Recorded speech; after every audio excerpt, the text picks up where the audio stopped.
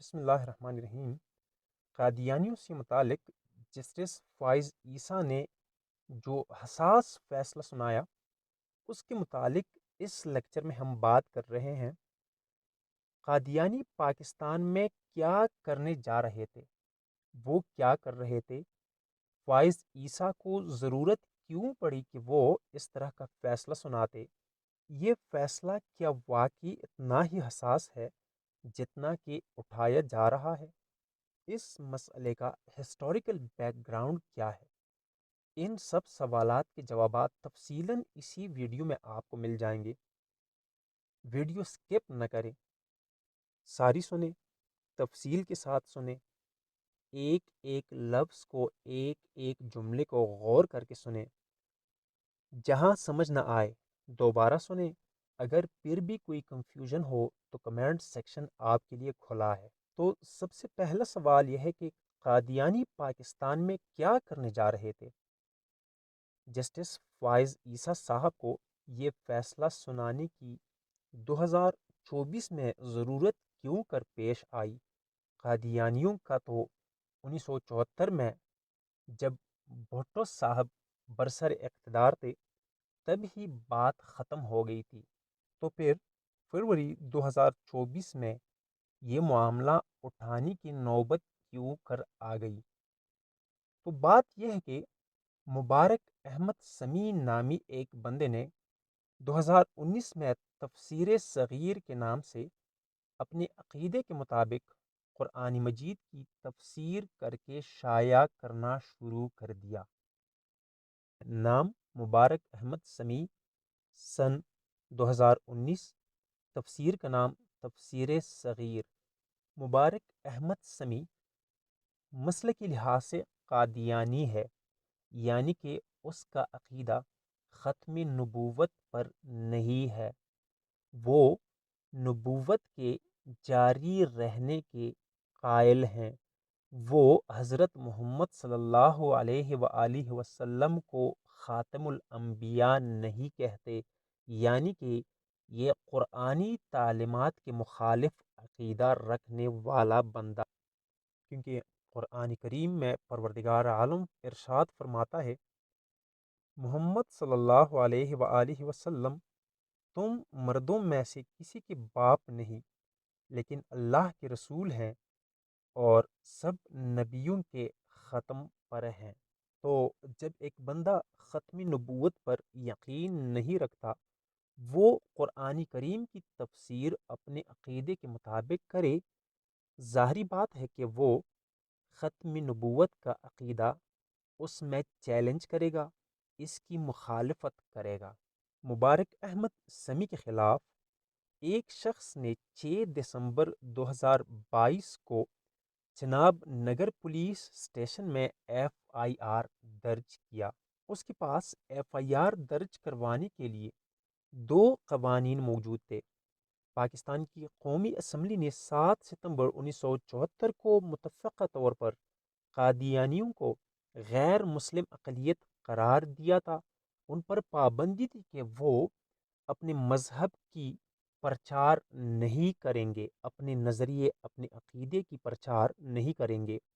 Number 2، Punjab act of holy Quran کے تحت قرآن مجید کے ترجمے میں، پرنٹ میں یا کسی بھی طرح کوئی غلطی ہو، شائع کرنے والا شخص یا شائع کرنے والی کمپنی اسے غلطی کا پتہ چلے تو اس پر لازم ہے کہ قرآن کے وہ تمام نسخے جو اس غلطی کے ساتھ ایشو ہو چکے ہیں، شائع ہو چکے ہیں، ان کو کلیکٹ کر لیں اور جو دیگر موجود ہیں ان کی اشاعت روک دے۔ لیکن اشاعت کرنے والا اگر تعاون کرنے پر راضی نہ ہو تو پھر پنجاب ایکٹ آف ہولی قرآن، جس میں 2021 میں ترمیم کی گئی، اس کے تحت اس شخص کو 3 سال سے لے کے 7 سال تک قید کی سزا دلائی جائے گی۔ ادھر مبارک احمد سمیع نے تفسیر ہی اپنی مرضی اور اپنے عقیدے کے مطابق کی تھی اور اس کو شائع بھی کر رہا تھا، تو ایف آئی آر درج کروانے والے شخص کے پاس یہ 2 قوانین موجود تھے، دو وجوہات موجود تھے کہ اس کے خلاف ایف آئی آر درج کروا دے۔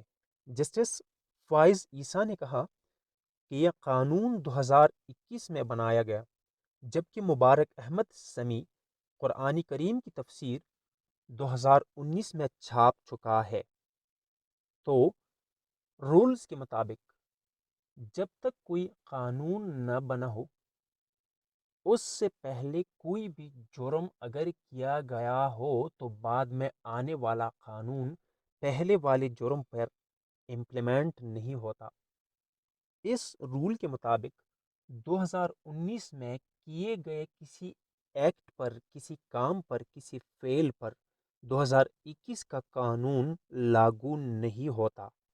اس کے جواب میں استغاثہ نے کہا کہ جناب والا، یہ قانون تو 30 اپریل 2011 کو گورنر پنجاب نے لاگو کیا تھا۔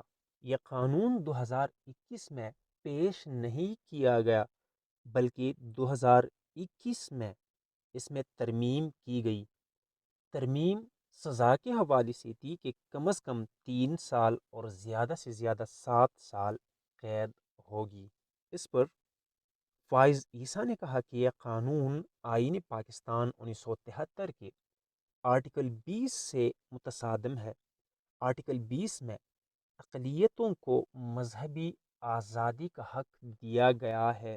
اس آرٹیکل کے تحت پاکستان کے ہر شہری کو یہ حق حاصل ہے، پاکستان کی ہر اقلیتی نمائندے کو یہ حق حاصل ہے کہ وہ اپنے مسلک، اپنے مذہب کی ترویج کر سکے، اپنے مذہب کے مطابق زندگی گزار سکے، اس کی تعلیمات کے مطابق اپنی زندگی پریکٹس کر سکے۔ انہوں نے فیصلہ سناتے ہوئے کہا کہ یہ قانون چونکہ آئین پاکستان 1973 کے آرٹیکل 20 سے متصادم ہے، لہٰذا میں اس قانون کو حذف کرنے کا فیصلہ سناتا ہوں۔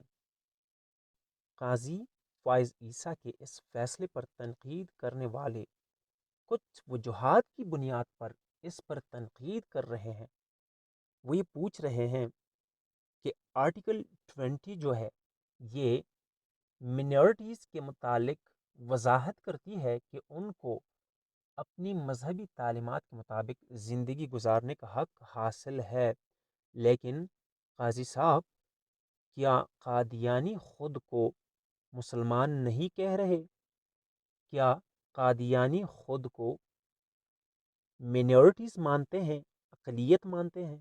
اگر قادیانی ختم نبوت کا عقیدہ نہ رکھتے ہوئے قرآن کریم کی تفسیر کریں گے تو وہ آیتیں جو صراحتاً یا کنایتاً حضرت محمد صلی اللہ علیہ وآلہ وسلم کی ختم نبوت پر دلالت کرتی ہیں، کیا قادیانی ان کی وضاحت، ان کی تفسیر مسلمانوں کے مطابق کریں گے یا اپنے عقیدے کے مطابق کریں گے؟